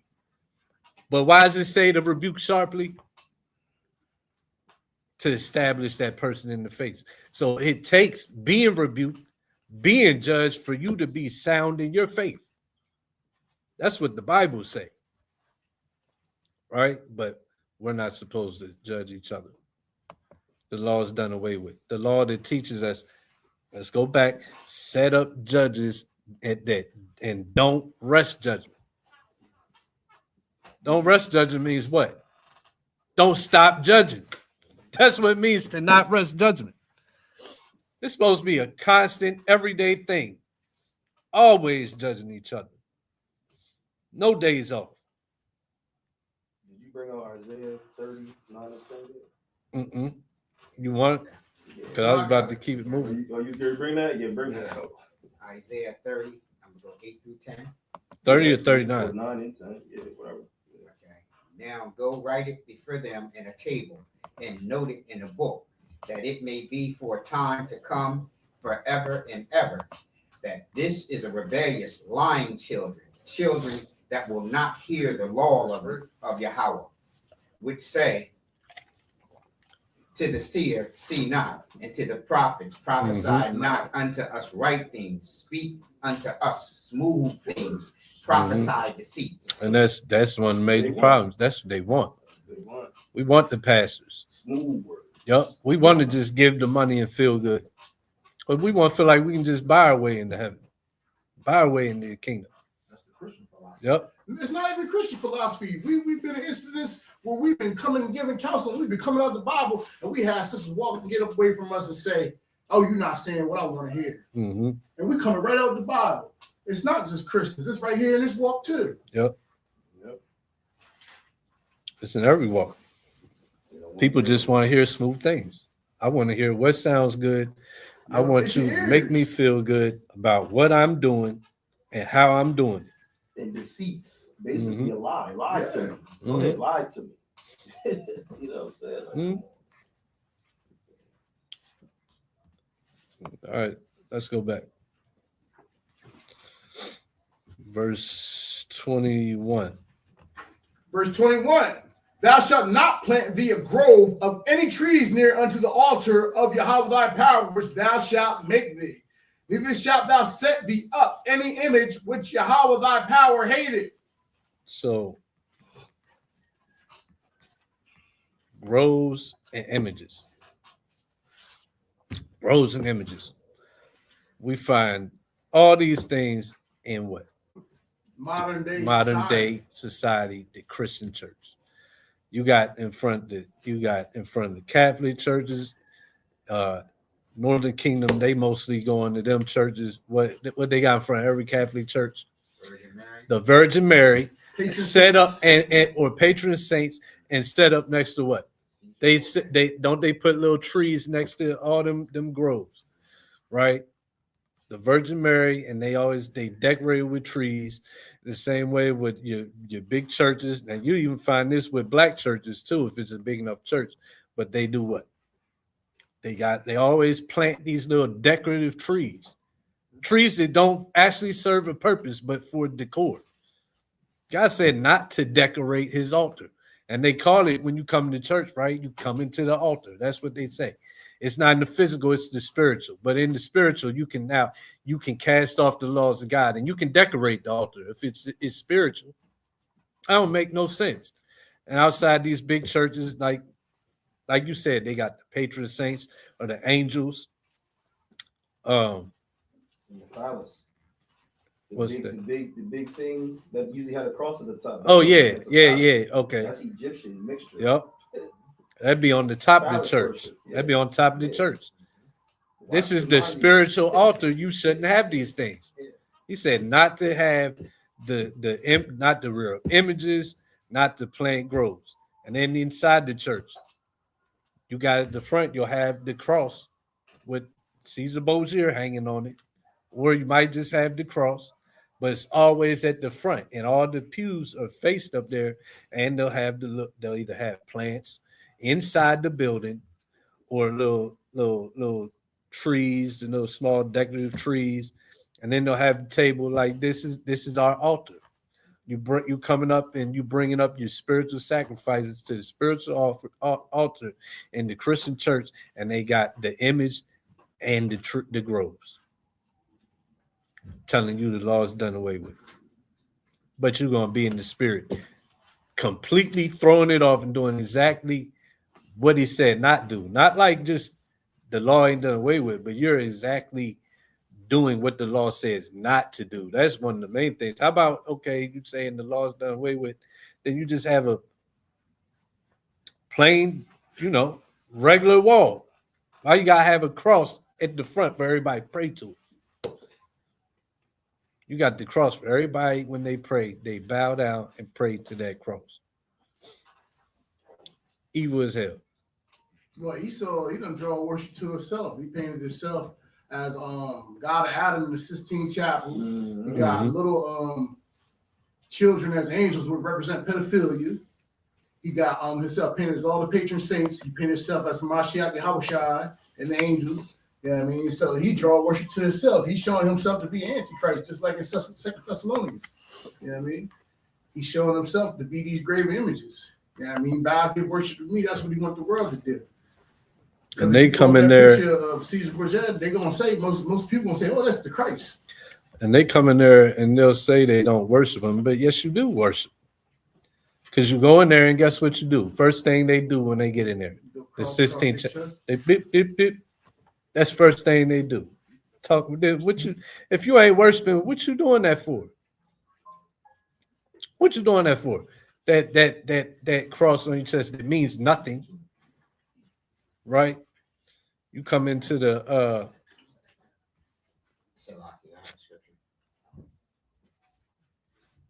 you come into there and you I don't know, you leave behind some rosary beads or something. What you got? Paul writes in Galatians 1:6, I marvel that ye are so soon removed from him that called you into the grace of Christ unto another gospel, which is not another, but there be some that trouble you that would pervert the gospel of Yahushua. But though we or an angel from heaven preach any other gospel unto you, then let him that which we have not preached unto you, let him be accursed. So that's what we're looking at. We're looking at the apologists that are corrupting and polluting the scriptures. They're coming to us and they're preaching something that's totally different. That we can get saved by merit. You know what I mean? How does that prayer go? Hail Mary, Mother of God. Full of grace. How's she the mother of God? Like that don't even make sense. So God has a mother? Really? That's the Trinity, exactly. And as much as the Christian church is so like we're anti-Catholic, you got your doctrines from the Catholic Church. That's why it's not anything different. You're just like Christianity, the same way you got different Christian churches, Pentecost, Baptist, all that. Apostolic. Your whole religion, Christianity, is just Catholicism. It's Catholicism. Only difference is you don't have the parades because they put the image up front. They put the cross up front. They might not have a grove out front the door, but you come inside the front wall. You got the cross. Sometimes with Caesar bow on it, sometimes not. And when it's prayer time, everybody prays that. Sometimes you might have a little statue outside, you might not. And Catholicism, they have certain times a year, they walk through the streets and they carry them idols on their shoulders. They got a statue of Mary that they carry around. They got one of Jesus that they carry around. And they got other ones too. And they carry them around and people sit there and they worship them as they pass by. Some of them flog themselves with their flesh open with blood to imitate Christ. That's crazy. Yeah, which is a mixture of Buddhism and the polluting of the faith. Right. What else? Let's see.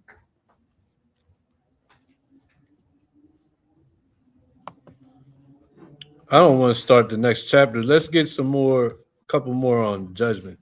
This is pretty much a judgment class. Proverbs 31:9. Proverbs 31:9. Oh, did Matthew 7? 7 what? 1. Let's do that one first, since it's. We got a whole flyer on judgment. You should pull that up. Well, most of the verses we went to is on it, so yeah, most of them are. Let's go. Yeah, Matthew 7:1. And now we went to the others. So I mean, we can break this one down. This is a good one. This is the main one that they use to say you can't judge, which is really it's not even saying that. But once again, if like you were saying, the I'm so glad I'm a New Testament Christian. If you throw away the 80% of the Bible that explains everything, you might can be fooled by this. You can go here and you can just make this sound like whatever you want to sound like. But they just gonna read the first verse in it. Mm-hmm. The Exactly. rest of it, they gonna forget. They just gonna mark out the rest of the chapter. It's just that first verse. No context. No context at all. So somebody read that. I'll bring it up.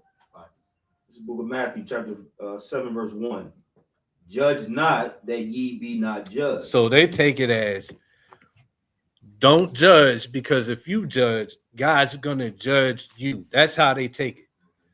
Don't judge, because if you judge, God's gonna judge you for being a judger. That's not what it means. Like, so God is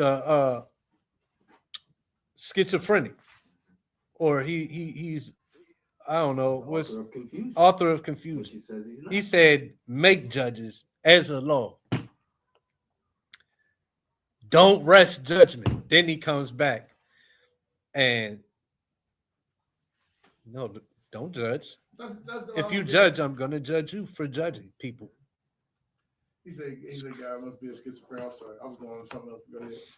So it's saying, judge not that ye be not judged, meaning you're supposed to judge and you're also supposed to be clean. That's what it means. Yeah, so that's what I'm about to say. That tells you that the people that are amongst you is bearing witness to their spiritual condition, because then there's very few people who can speak up and judge. Mm-hmm. It tells you the condition of the house when you talk about Christianity, and that's why they don't want to judge, because they know that they haven't been sanctified or justified by anything. So therefore, they're not going to condemn themselves. They willingly are refraining from judging because they already know how unclean they are. Yeah, and that's why they won't judge themselves, but then also they don't want to be judged because they don't want to have to change from that. So they go here like, you can't judge me. If you judge me, you're going to get judged. But keep reading. Verse 2, for with what judgment ye judge, ye shall be judged. See, so it explains it. So yeah, if you go to Christ, he said, whosoever is without sin, cast a stone. Cast the stone. But then he told her, sin not. We're going out and telling people to not sin. We're not casting stones. They try to make it like telling them to get right, telling somebody to repent. You're casting a stone at me, because that's not the context of it, that they was really about to cast the stone. Yeah, they was in folly in doing so, because they didn't have the other person there to rest judgment with her. Because if you have an adulteress, you have to have an adulteress. So they was in a folly accusing her and not having the adulterer there along with her. They don't realize that they, in the context, they couldn't stone her because they didn't have the other person there to cause the stoning. And also they probably still couldn't stone her because these guys were just like the guys in Susanna. Mm-hmm. That's why they did it that way. They probably wanted to lay with her. If it was, they was trying to tempt him. If she even was caught in anything, they could have been trying to lay with her, and she was like, "Nah," and brought her and just lied. But he said, and they didn't bring the other, so you can't stone her. You didn't bring the other, but they probably also was adulterers themselves. So you can't, if you're an adulterer, you can't go stone an adulterer. That's what this verse is saying. So with what judgment you judge, you shall be judged. Meaning, that's why even in the law it says set up judges. Meaning you don't just go find any old body and say, hey, you an Israelite? Yeah, look, we need you to be a judge. Now this nigga might be battling something. he might still need judgment. He might still need rebuke and correction. So that's what it's saying, that with what judgment ye judge, ye shall be judged.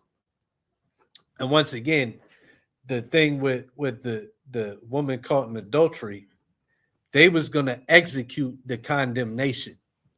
They wanted her to be stoned, right? Christ deaded that. But when he deaded that, he came back and he did what? He told her the same thing we try to tell our people, not to sin no more. And they want to act like that's the stoning. If that was the stoning, why would Christ have did it? Why would he have told her that?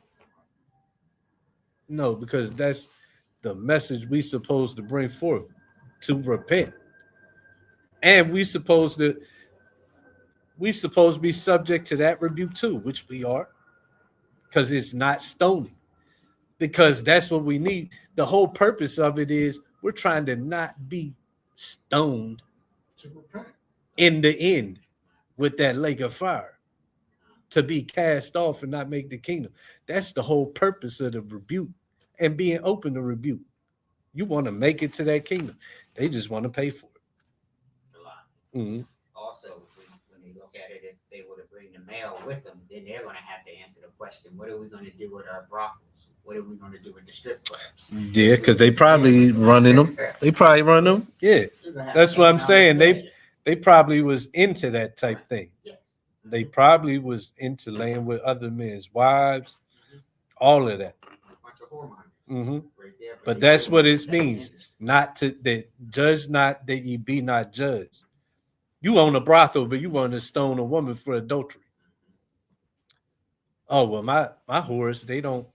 None of them are married, so I can stone the adulteress. Yeah, but they're whores.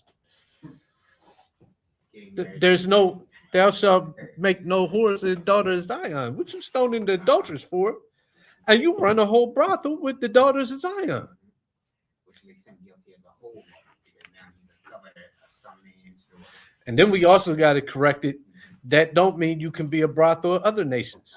You can't own that. Let alone that, like that's a spec. If you running the whorehouse, he got the whole beam. Mm-hmm. Like, because we got to say that too, because a lot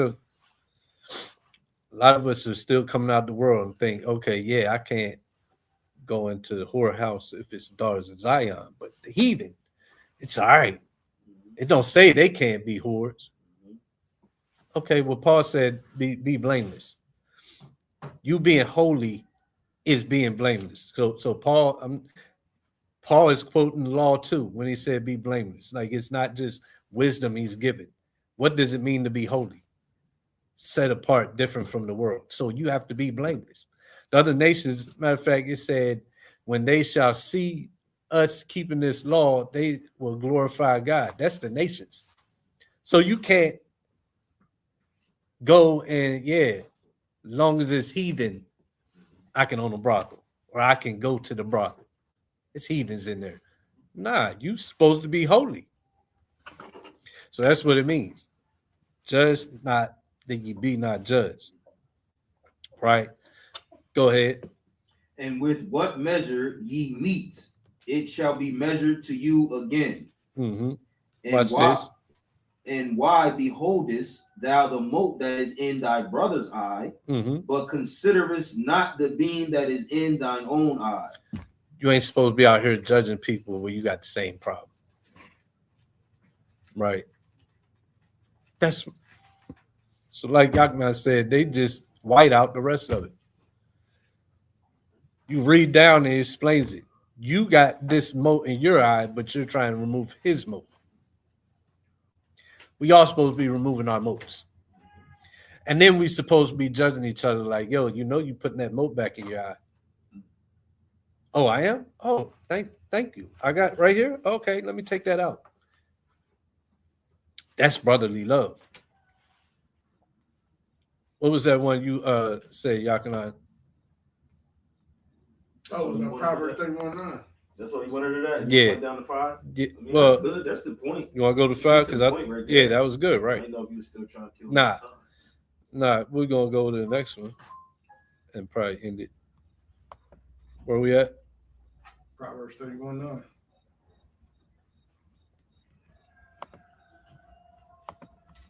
You could want Isaiah 51:8 too. 58:1. 31. Yeah, let them be the last two. Go ahead.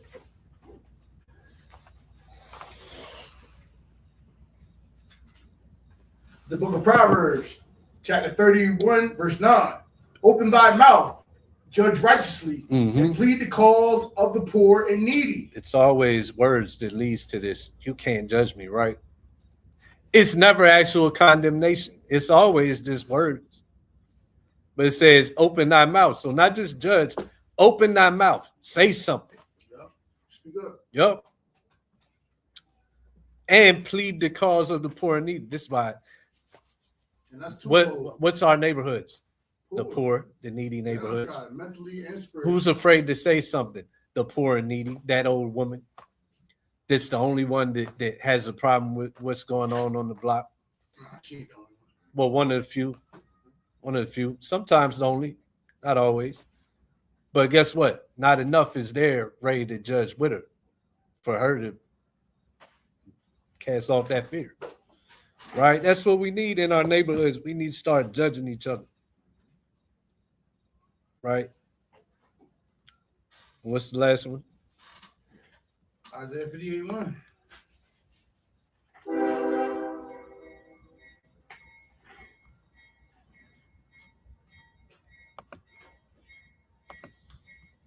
Like it makes no sense because everybody talking about don't judge me. Don't tell me where I'm sick in the spirit at. But what if your doctor did the same thing? What if your doctor followed that? Oh, he got cancer. I don't want to hurt his feelings though. I'll just slide this under here. Hey, Carl, looking mighty healthy. Don't see any problems.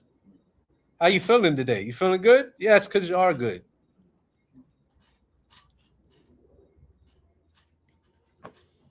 Nobody wants that, do they?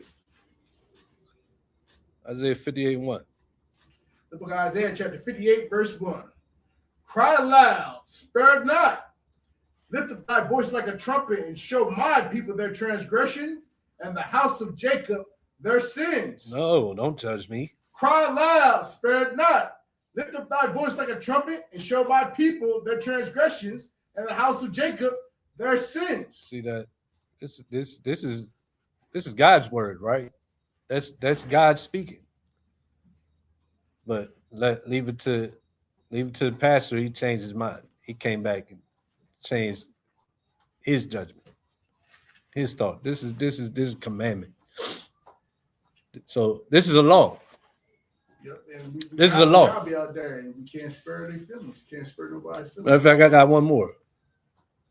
I got one more. Go ahead. This is going to show the severity in that. They want to rest judgment. They don't want you to say nothing, but guess what? Jeremiah, it's like at 48:10.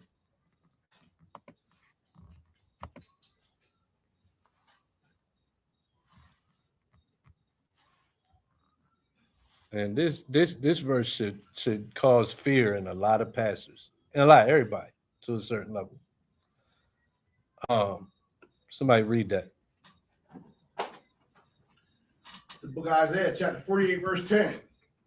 Cursed be he that doth the work of Yahweh deceitfully. So you're doing the work of the Lord deceitfully. You just in it for money. You just say it to get followers. It's a curse to you, right? And that's why they bring forth these lies that don't judge, because then what's going to happen? Less people come, less money. But I'm doing the work of the Lord. Come to the Lord's house. But you being deceitful, that's a curse. Not only them either. You got people in the walk and they try to make merchandise out of the children of Israel too. Mm-hmm. Yeah, I mean, so that them too is calling them out too. They doing the work deceitfully. They look Right. at it as a cash grab. Mm-hmm. And then they try and get the, what's that called? When you get the money on YouTube, what's that called? They're trying to monetize. Yeah, they're trying to monetize the word. They're trying to monetize YouTube channels. Like you got members only. Wait, I gotta pay, and you got Yeah, I don't never yeah do any of them. yeah I don't either. But you so to get these certain like I went on Vocab channel. I like to go on there. I don't watch his teaching. I go on there when he brings up ex-Israelites to see where the mind goes when you think you coming out of the code. You say what page? Vocab alone. Okay. I only go there to check out where you got like an ex-ICGJC member because I want to do a reaction video or a video just on cats like what it happens when you fall out of the truth, because these cats really be bugged out, and when you watch their videos it's more than just doctrine. You can point out just the way they dress, the way they carry yourself. Like you can see a lot of how they fell out. It just shows forth like you just never had any faith. But he's so big on I just care about getting people, bring them to the Lord, bring them out of these cults. I got to save black people.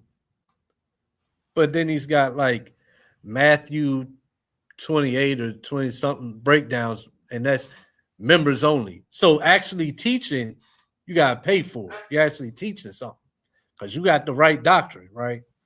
You're actually teaching something. Oh, you got to pay for that. But if it's about this religion is false, this teaching is false, don't listen to these people. Oh, that's free. Hebrew Israelism is so false, that's free. But okay, I got this lesson on Matthew 28, members only. And sometimes not just with them, like you said, in this walk, you got Israelites, they got breakdowns, this members only. Oh, this debate, that's free. This is free, that's free. But this breakdown that gives understanding, members only. You got to pay for that.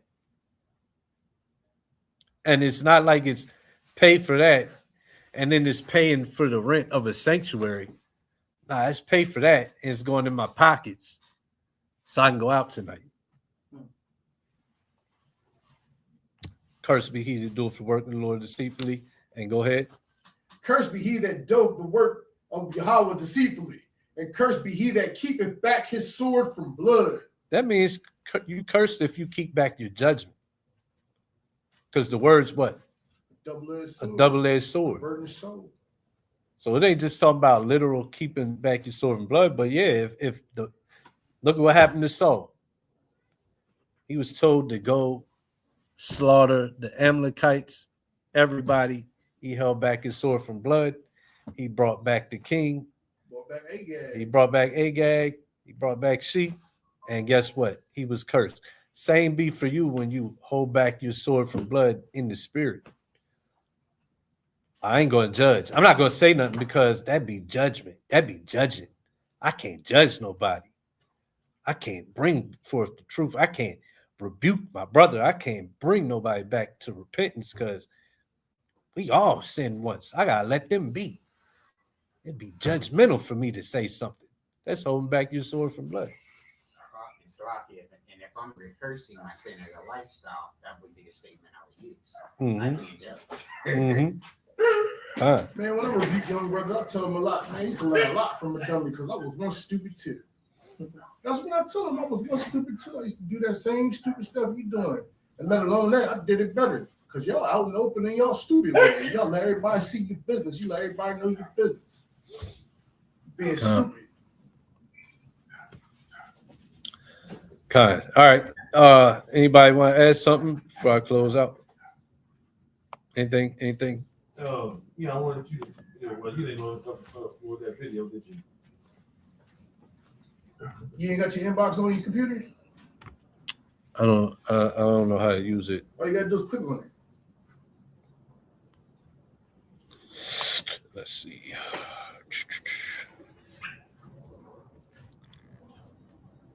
Be the original YN.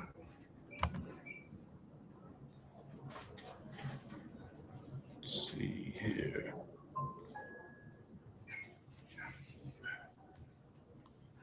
Or you could just play it on your phone and put up and show the. Oh, hold up. I'm figuring it out.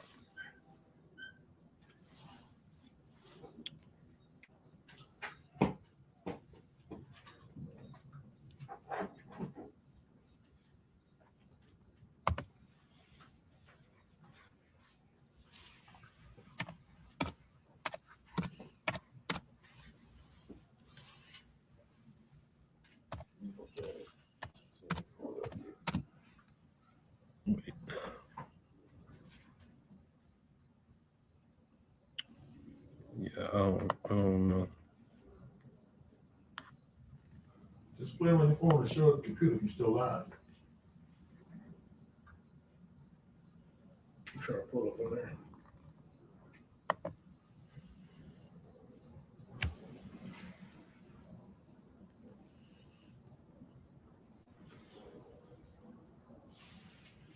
Maybe playing on my phone.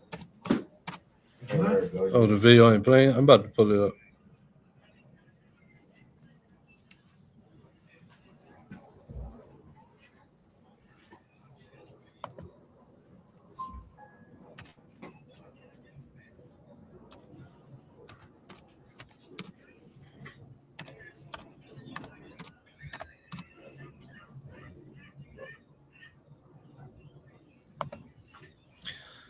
All right.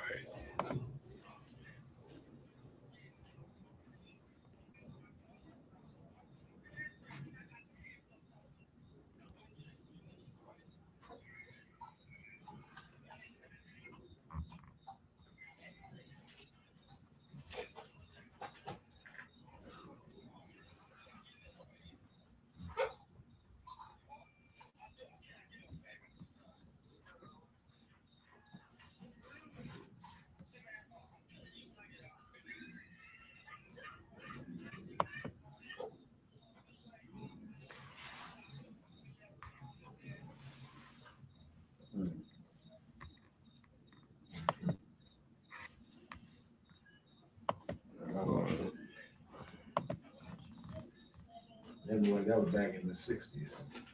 Yeah. Revolution era.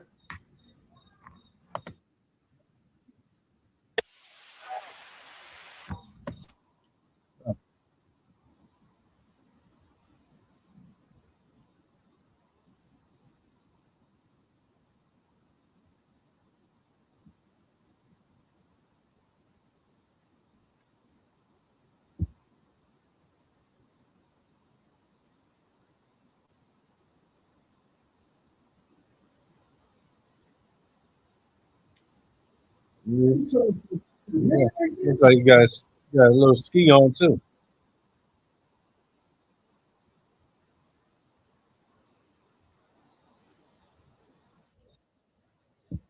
Yeah.